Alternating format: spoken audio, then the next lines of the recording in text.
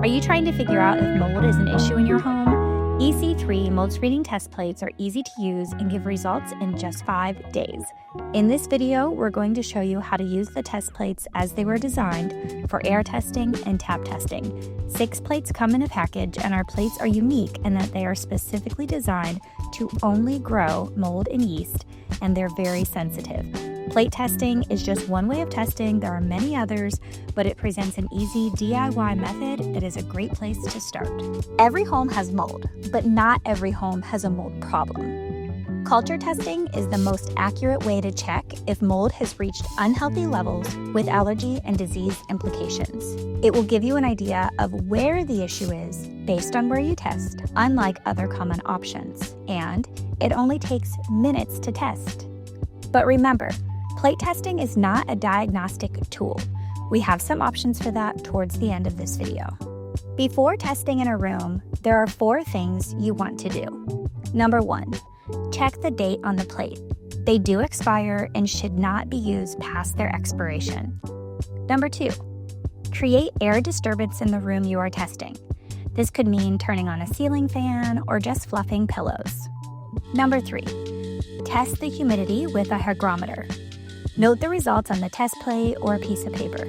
If it is over 50%, the air is going to be too heavy to get much of an air sample. This could show a false negative when air testing on a plate. Number 4, prepare the room by turning off air purifiers. They're designed to filter mold spores out of the air, so it will influence your results. Close the doors and windows in the room you're testing, and run your air conditioner or heat so it is circulating during the test period. To test a room thoroughly and properly, we suggest doing 2 air tests and 1 tap test. For best practices, 1 air test would be performed up higher, like on a bookshelf, and the other air test lower down, like on a coffee table in the middle of the room. The reason for this is because some molds stay suspended in the air longer than others. For tap testing, we suggest tapping the largest piece of upholstery, carpet, or furniture in the same room. This gives you a better picture of your environment. How to air test. Enter the room or area that you plan on testing. Remove the test plate from the clear plastic sleeve. Take the lid off the test plate and place the open plate on a flat surface away from walls and windows.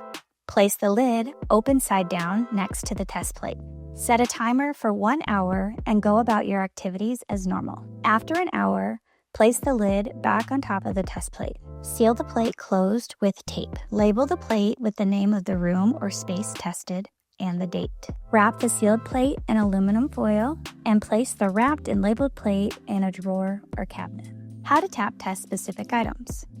Remove the test plate from the clear sleeve. Remove the lid from the test plate and set it aside. Gently tap the item you wish to test with the plate 1 to 2 times. Make sure that the agar material is exposed to the item being tested when tapping. The puffs of air created from the tapping motion will cause any mold spores embedded in the item to attach to the agar material.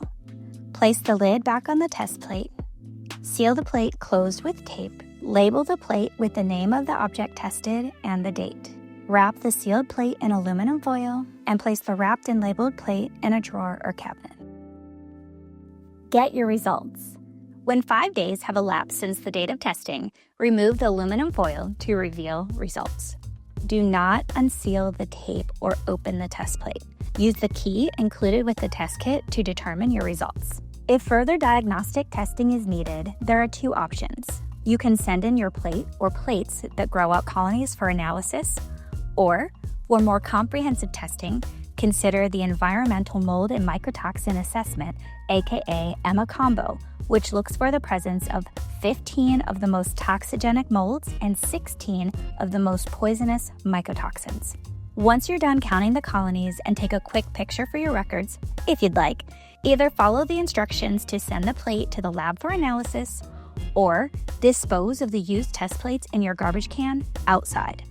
If you have more questions, visit us at microbalancehealthproducts.com or leave them for us in the comments.